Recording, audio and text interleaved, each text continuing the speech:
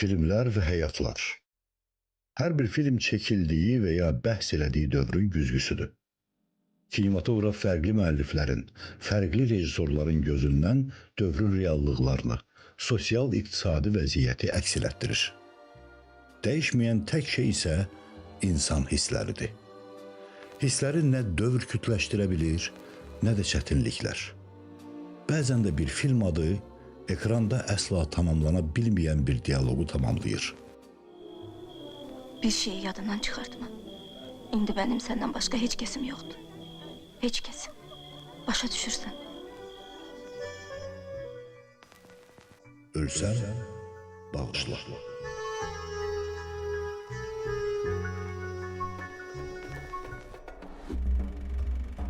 ...1989-cu il. Dünyada Berlin divarının yıxılması ilə soyuq müharibənin sonu yaxınlaşır. Şərqi Avropada azadlıq hərəkatları güclənir. 4 iyunda Çində, Pekin Tiananmen meydanında tələbələrin etirazı qanla yatırılır. Çin Xalq Azadlıq Ordusunun meydana yeridilməsi minlərlə etirazçının həlak olması ilə nəticələnir.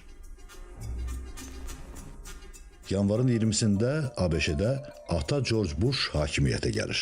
Polşada Solidarność hərəkatı aprel seçkilərində qələbə qazanır. SSR-də isə dərin siyasi və iqtisadi böhran hökm sürür. Keçmiş adıyla Dağlıq Qarabağda vəziyyət gərginləşir. Azərbaycan xalqı müstəqillik arzularını daha açıq şəkildə ifadə eləməyə başlayır. O illərdə Bakı küçələri izdihamlı mitinqlərin, yürüşlərin şahidi olur.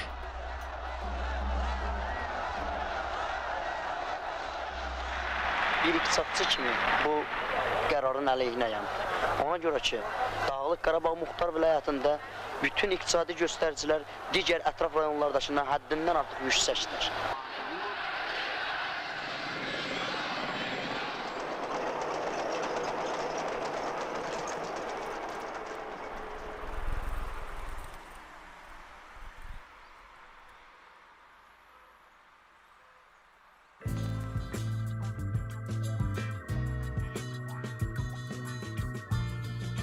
...1989-cu ildə əfsanəvi aktyor Robin Williams'ın ölümsüzləşdirdiyi Ölü Şairlər Cəmiyyəti filmi işıq üzü görür. Həmçinin Batman seriyasının ilk filmi izləyicilərə təqdim edilir. SSR-də isə son illərin ən cəsarətli ekran əsərləri istehsal olunur. Senzura zəiflədikcə rejissorlar daha kəskin və açıq mövzulara müraciət edirlər. İnterqız. Sus, öl, diril. Özbaşınalıq,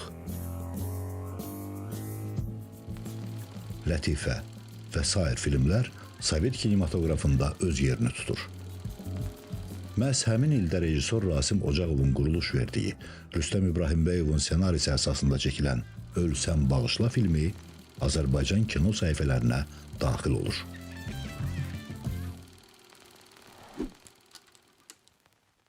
İstehsalçı Azərbaycan Film Kinostudiyası. Buraxılış ili 1989. İlk baxış tarixi 24 oktyabr 1989. Filmin növü tam metrajlı bədii film. Janrı dram, məhəbbət. Müddəti 87 dəqiqə. Ölkə Azərbaycan SSR. Dili Azərbaycanca. Texniki məlumatlar 10 hissə 2516 metr 35 millimetr. Rəng ağ-qara rəngli kadrlarla. Çəkiliş yeri Bakı. Filmin adı Ölsəm Bağışla. Mənim ərim var, ailəm var. Mən özgənin arvadıyam, başa düşürsən özgənin. Nazan Dora Burazkov. Məni niyə gözləmədi? 3 il gözlədim səni. Mən sonra deyirəm, davadan sonra. Davadan sonra da gözlədim. Hamı qayıtdı gəldi, sağlamı da, şikəsti də bir səndən savayı. Adamı nə qədər gözləyərlər. Buraxmadılar məni.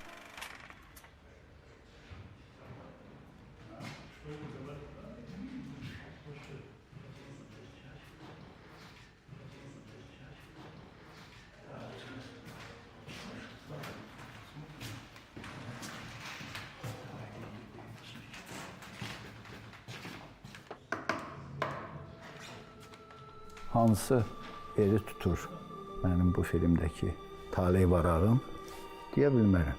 Çünki bunlar hamısı birlikdə, bir yerdə bütöv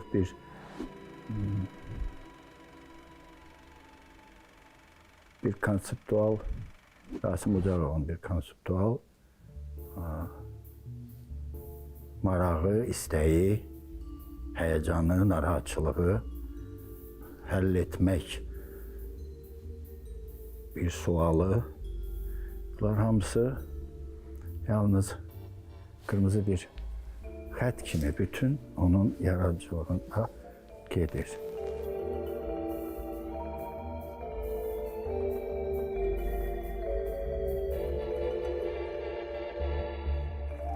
Bu filmin istehsalatı 1989-cu ildə başlanmışdı Azərbaycan Film Kinostudiyasında. Artıq kinostudiya çox çətin bir dövr yaşayırdı.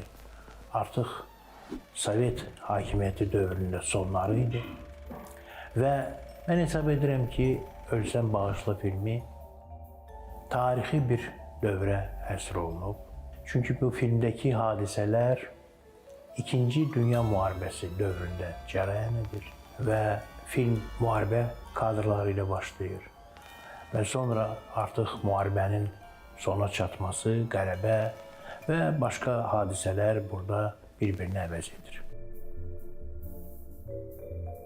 Rasim Ocağov və Rüstəm İbrahimbəyov tandemi Azərbaycan kinosunda xüsusi bir mərhələ idi. Biri kadrın, digəri sözün ustası. Biri insanın üzündəki sükutu oxuyurdu, digər onun içindəki cümlələri yazırdı. Ölsən Bağışla bu iki yaradıcı düşüncənin kəsişdiyi nöqtədə doğuldu. Rüstəm İbrahimbəyovun psixoloji dərinliyə söykənən ssenarisi, Rasim Ocağovun poetik kino dili ilə birləşərək adi bir sevgi hekayəsini daha təsirli, emosional ekran işinə çevirdi. Bu film onların yaradıcılıq dialoqunun ən təsirli nümunələrindən biri oldu.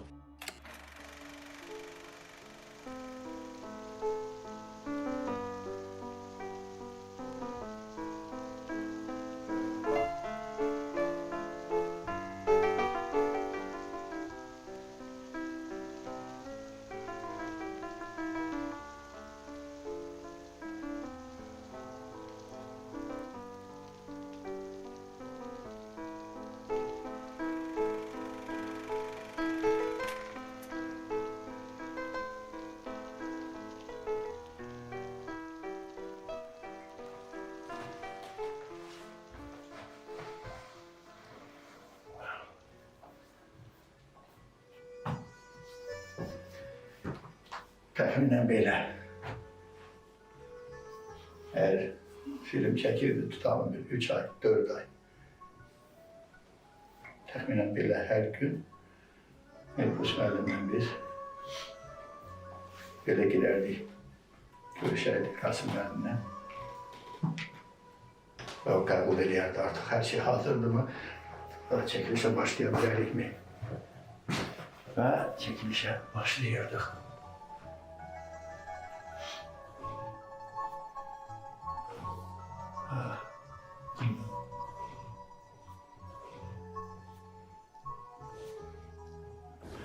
Şimdi baxıram bu şəkillərə, fikir verdi, nə burası?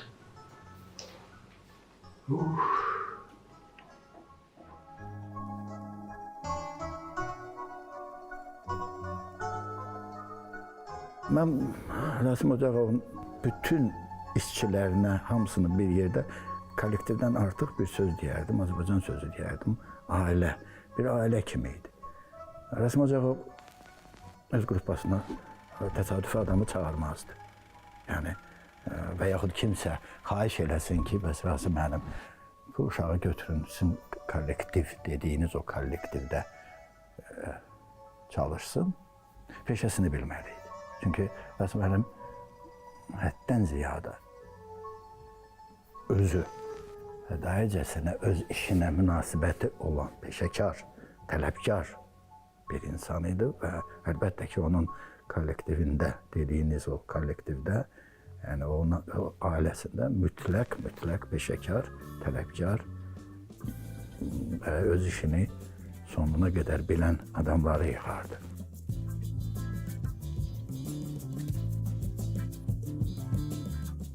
Ölsən Bağışla filminə həsr olmuş məqaləsində kinoşünas Valeri Turovski qeyd edirdi ki, Ölsən Bağışla filmindəki cərəyan edən hadisələr Alman faşizmi üzərində Sovet xalqının qələbəsindən sonraki dövrü özündə əks etdirir.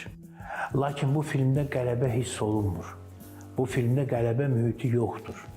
Filmdəki bütün hadisələr Stalin dövrünün repressiya maşınından keçir. Və iki müqəddəs insan, yəni filmin qəhrəmanları Yusif və Gülə bu repressiya maşınının qurbanlarıdır. Biz gərək bir yerdə olaq. Özün bilirsən ki, bu mümkün olan şey deyil. Gəl gedək Bakıdan, Hara? Kislovodskaya. Kislovodskaya niyə? Özün həmişə demirdin ki, Kislovodskadan yaxşı yer yoxdur. Yamyaşıl, havası təmiz. Dünyada da ən gözəl arajnası. Özün demirdin. Uşaq vaxtı adam çox söz deyər. Sən burada işə düzələ bilmirsən. Kislovodskada nə edəcəksən? Sən o fikrini eləmə. Rasim müəllim çox ilk növbədə nizam intizama sadəcə bir tiran kimi yox, amma bir məsuliyyət kimi yanaşırdı. Yəni, əgər sən gecikirdinsə, deməli sən işə məsuliyyətsiz yanaşırsan. Saat səhər 8, əgər 9-un yarısı və yaxud 9-da deyildisə, bizə bir bayram idi. Bayram idi ki, biz heç olmasa səhər biraz yatırıq. 6-da oyanardım, baxmayaraq necə olur yatıram. 6-da oyanardım və yuyunub, hazırlaşıb, artıq tekstimi mütləq bilməliydi. Bilirdim ki, mən gələ çatdıram Elbrus'un otağına, Krim otağımıza. Elbrus bizim... Elbrus, Rasim müəllimin ümumiyyətlə bir kastyak deyil, yadıma gəlirlər. Mənim qrupamın kastyakı, yəni özəyi. Böyle bir kastyakımız var idi aslında burada işte. Adlar hamısı yadımızdaydı. Çəkmək də olar. Ramiz İdiyallar rəhmət eləsin. Onlar ikinci rejissorumuzuydu. Müzəffər idi, Almanyada yaşayır. Niyyət adlar çoxdur. İstər tutalım geyim sexi olsun, istər film sexində Elbrus, həmişə Elbrusla işləyərdi.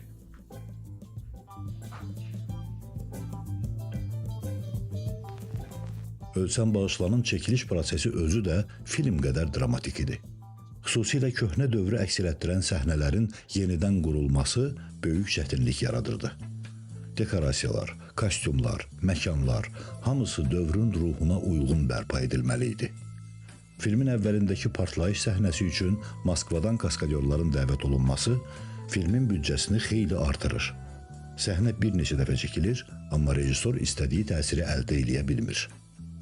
Nəhayət kompromis tapılır. Partlayış kaskadyorla, aktyorun maşından çıxma anı isə ayrıca çəkilir. Rasim Ocağov üçün əsas məsələ texniki effekt yox, emosional həqiqət idi.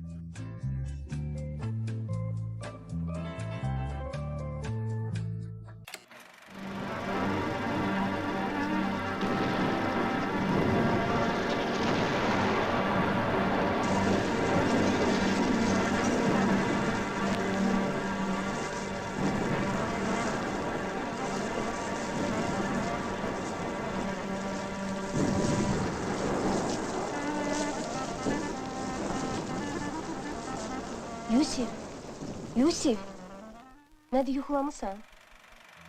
Rasim Ocağov müsahibələrin birində qeyd edir ki, mənim əsas məqsədim tarixi dövrü, müharibə dövrünü bu filmdə çox dəqiq, həssas əks etdirməkdir. Və buna görə də quruluşçu rəssamın üzərinə çox böyük məsuliyyət düşürdü.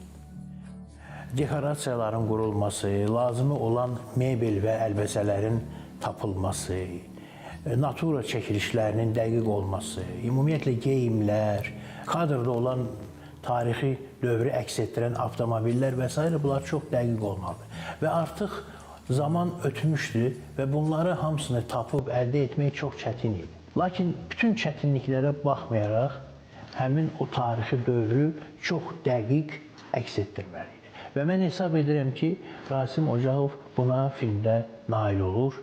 Çox tarixi, eyni zamanda dövrü özündə dəqiqliyi ilə əks etdirən bir film ərsəyə gəlir.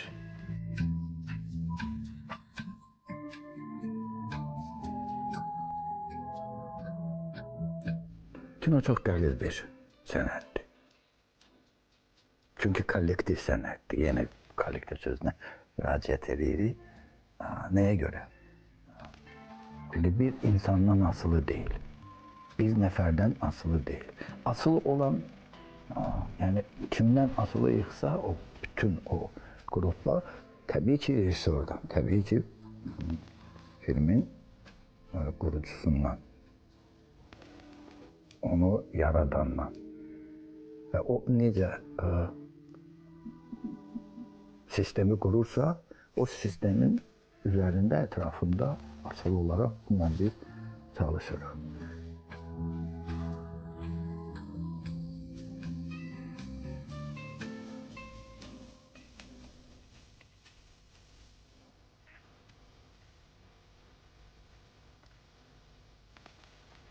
O ışıq məsələsi var idi. Oradan həmişə pərdələr, ümumiyyətlə pərdələr həmişə açıq qalardı. Burada çox sevərdi pəncərənin qırağında durub. Burada bir vişne ağacı vardı, yadıma gəlmirsə. O vişneye baxırdı, hərdən də əlini uzadırdı o vişnenin yarpaqları. Buradan da güclü ışıq düşürdü. Kontravoy gibi. Girən içəri tam Rasim Əli'nin gözünün önündeydi. Bir operator kimi. Yani görürdü, siması ışıqlanırdı bu adamın. Bütün yalanını, bütün gerçeğini yüzünde görerdi, otururdu orada bakır. Ama özü siluetteydi, şu arkadan diye. Sen atladın ki, yok benim çağırdı. Yani iyi kısım bir misal. Konuşmaya gelmeye Çok meraklı.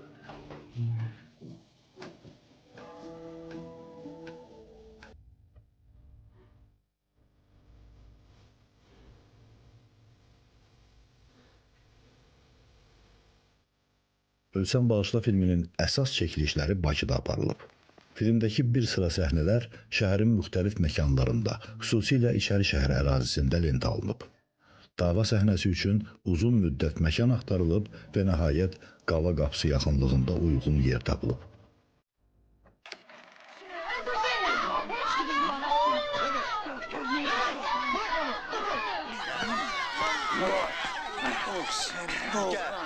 Gel. Öldürmüştün gel. Gel. Çok payıqlı. Kaş sağ salamat qayıtmayaydın. Amımızı qırmayınca əl çəkən deyil. Papiros? Götür. Mekan Bakıda da oldu. Yani Bakı'nın elbette ki bizim çok sevdiğimiz ve bizim gururumuz olan İçəri şəhərdə birçok yerler orada çekildi. Ondan sonra pavilyonda çekildi ve Slovatska'da da çektik.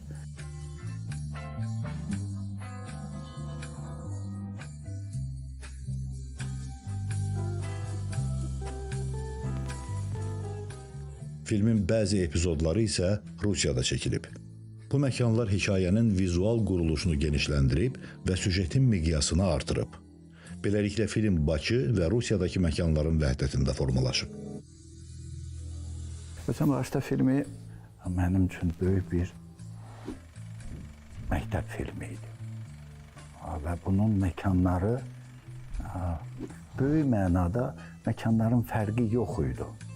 Amma çıxış edərək demək ssenarinin özündən, Rüstəm Bəyovun ssenarisinin orada əlbəttə ki Xram Vozduxa tərcümə eləsək hava məlbətgahı kimi belə bir tərcüməsi ola bilərdi. Bu bir sadəcə Kislovodskada bir restoranın adı idi. Amma əlbəttə ki buna bədili ilə, fəlsəfə ilə yaxınlaşsaq, bu azadlıq da ola bilər. Bu hər hansısa ola bilər də deyil, daha yaxın bir şeydir buna, azadlığa. Yəni insan həyatında nəyi seçirsə, nəyisə istəyirsə buna azaddır. İnsan məhkum olmamalıdır heç nəyə. Filmdə müxtəlif ədalətsizliklərlə mübarizə aparan Yusif hesab edir ki, onun üçün bu dünyada ən müqəddəs yer Kislovodskdur. Və həmin o Kislovodski o bir məbədə bənzədir. Və öz həyatını firavan, xoşbəxt yalnız Kislovodskda görür. Bəs də ağla gələni də. Danışma. Nə bəsdir, əxlaqsızam da. Bəsdir dedim sənə, yaxşı. Özün məndən yaxşı bilirsən ki, belə Yaxşı, kəs səsini, bəsdir. 30 dəfə bir sözü demə.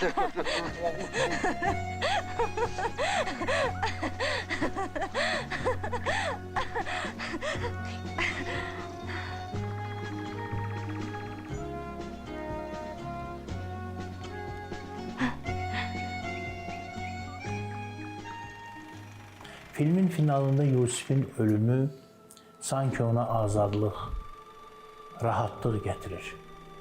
O, ədalətsizliklərdən qurtulur. Filmin finalında bir katarsis baş verir və məhz ölüm səhnəsi qəhrəmanın katarsisinə çevrilir.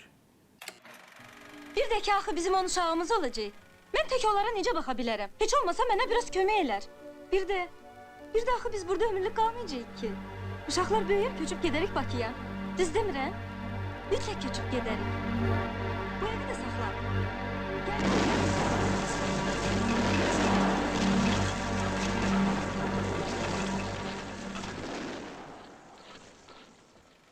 Ölsən Bağışlanın emosional yükünü daşıyan əsas qüvvə aktyor heyətidir.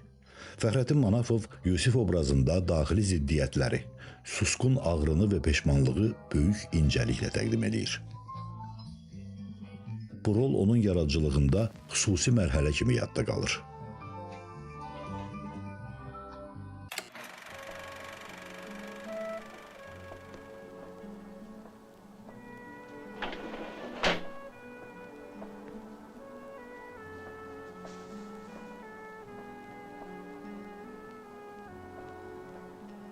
Az qalmışdı qatarın altına düşəm. Elə qorxdum ki.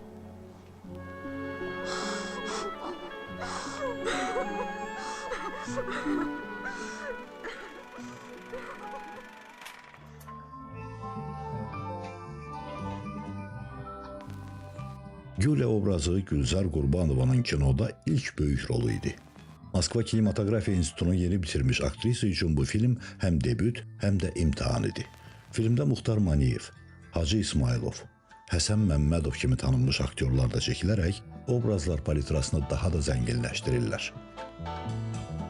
Bu filmdə başdan ayağa bütün personajların hamısı məhkumdur. Əlbəttə ki, Gülzar, Gülə, yəni Gülzara bizim aktrisa Qurbanova Gülə rolunda kadın olaraq məhkum idi. Yəni, əgər sən sevmədiyin bir insana getmisənsə, ato sən oradasan, sən o məhkumsan, sən o bağlılıqdan qırağa çıxa bilməzsən və Yusif özü, onun özü də bir məhkum idi. Bilirsiniz, müharibədən qayıtmış insan, belə bir söz var, belə bir yanaşma var, müharibədən qayıtmırlar. Əyla şeydir. Doğrudan yaxşı şeydir. Amma patronu yazdı. Nə qədərdir? 2 daraq. Səliqə yazsan bəs eləyər. Neçəyə deyirsən? 5 minə. 5 min olmazsan. Yaxşı 3 min istərsən məndən. Götür.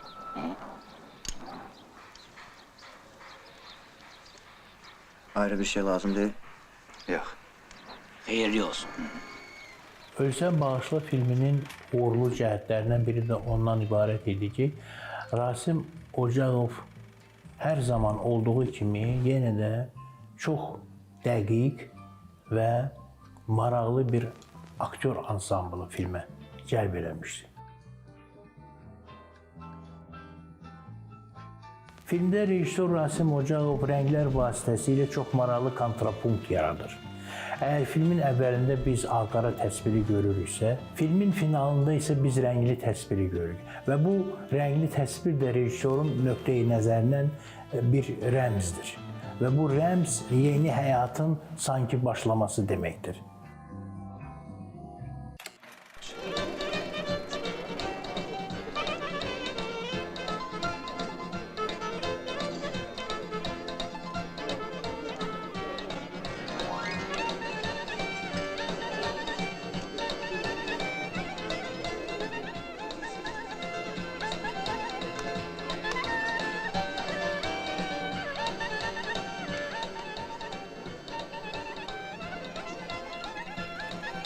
film milyon milyard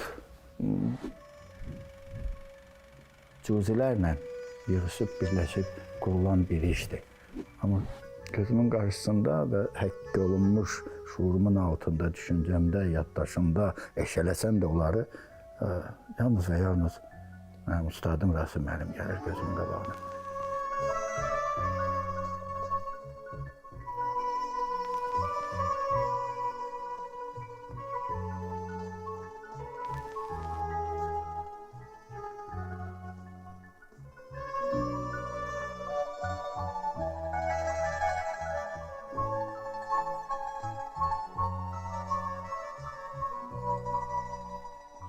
Rasim müəllim,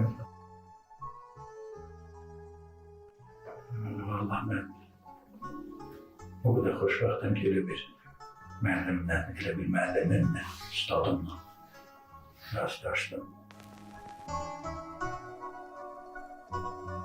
Filmin bəstəkarı Emin Sabitoğludur.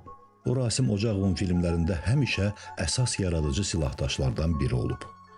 Sabitoğlu'nun melodiyaları bu filmdə hissləri sözsüz danışdırır. Musiqi qəhrəmanların daxili monoloquna çevrilir. Kadrlarla birlikdə emosional dramaturgiya yaradır. Burada hər not bir duyğunun izidir və bu izlər filmi yaddaşlardan silinməyən ekran əsərinə çevirir. Burada bir axırda piyanino fason bir şey qoymuşdur Rasim müəllim yadımda.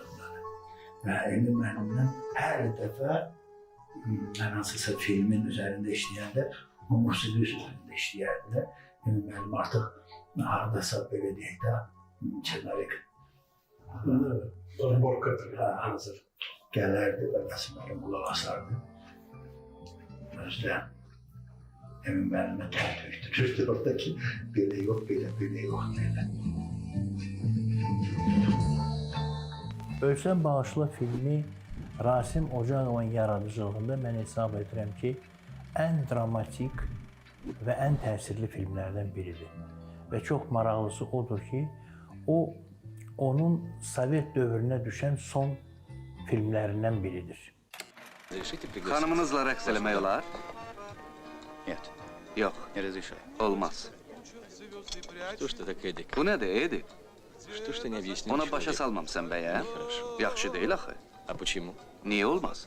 Ты sам не танцуешь. Özün oynamırsan, qoy heç olmasa başqası kef eləsin. Gedək. Yusif, qurban olum, lazım deyil. Этим не шутят. Elə şeylə zarafat eləməzlər, sarsaq. Ölsən Bağışla filminin premyerası 1989-cu il oktyabrın 24-də baş tutur. Film təkcə tamaşaçı rəğbəti deyil, ciddi festival uğurları da qazanır. 1991-ci ildə Bakıda keçirilən Azərbaycan filmlərinin birinci festival müsabiqəsində mükafata layiq görülür. 1992-ci ildə Türkmənistanda keçirilən regional İpək Yolu kinofestivalında isə Gülzar Qurbanova və Fəxrəddin Manavov ən yaxşı qadın və kişi roluna görə Grand Prix mükafatını qazanırlar. Rasim müəllimlə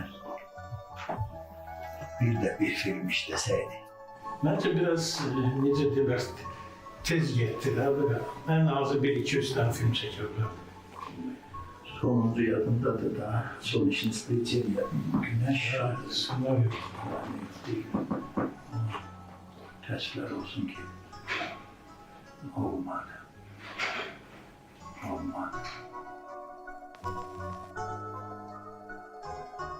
Rasim müəllimlə mən həyatım boyu, yəni 6 filmində çəkildim. Yalnız bir dəfə. Cəmi bir dəfə gəldi. Əlimi çiynimə belə vurdu. Хорошо, Farhadi, хорошо. Нормально, пойдет. Bu mənim üçün böyük bir hədiyyə idi. Allah rəhmət eləsin.